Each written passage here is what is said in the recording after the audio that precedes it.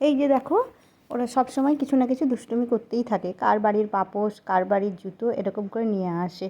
সে যাই হোক, তো বাচ্চাগুলো সুস্থ আছে, এটা আমার খুব ভালো লাগে।